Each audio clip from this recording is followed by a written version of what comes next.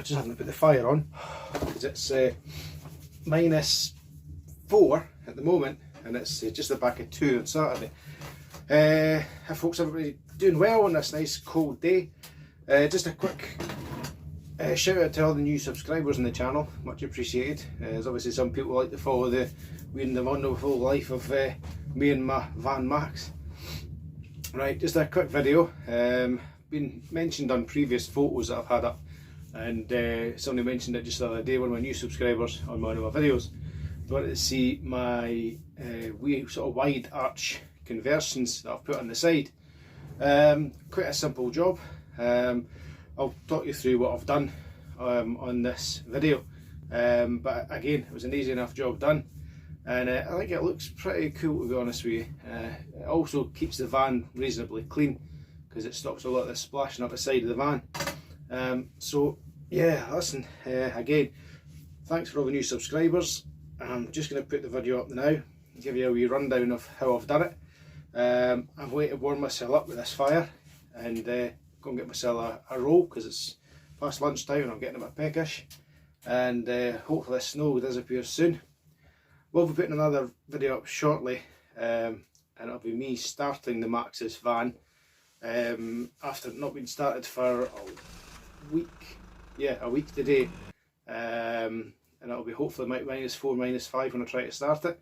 It's just so everybody can see and hear the noise that it makes when it starts, when it's that cold. If it starts, fingers crossed. Alright, so again guys, like, share, subscribe. Hope you enjoy the rest of this video. Right, here we go. So a reasonable easy fit. I mean, as you'll see, they're quite proud of the bodywork.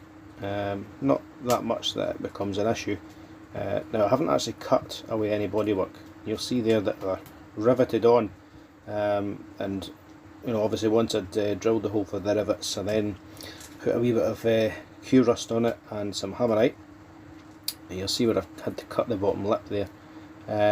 Now these have been also put on with a silicone sealant similar to the ones that the body shop uses for kind of bonding panels. So they've actually been bonded on as well as riveted on. Again, that stops the water from running through it. I've painted the bottom edge there, as you'll see as I come along. It needs painted again, to be honest with you. But again, I've had to trim the bottom of that one ever so slightly.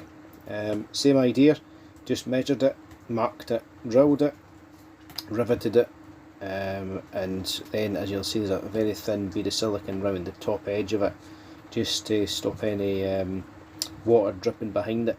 Now obviously it will get wet for underneath. I've had to trim the corner of that one as well, which is pretty tidy, to be honest with you. And yeah, as you'll see, I've not cut away any of the bodywork, so I haven't created any jagged edges, and I haven't, you know, had any bare metal under there. But again, I have stone chipped all the way underneath that, you know, and it's basically just gets washed when I wash the van as normal. You see it sticks out, quite proud, and I quite like it, to be honest with you. Hopefully you do too. It's an easy job. I mean, as you'll see with this picture I've put up, this is just an eBay purchase, relatively cheap. I bought 2 kits because I wanted wide ones in the front and the wide ones on the rear.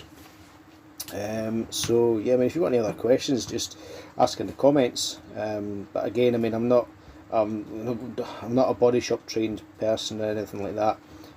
I just kind of went for this. Yeah, it could have went wrong. I'm just glad it didn't.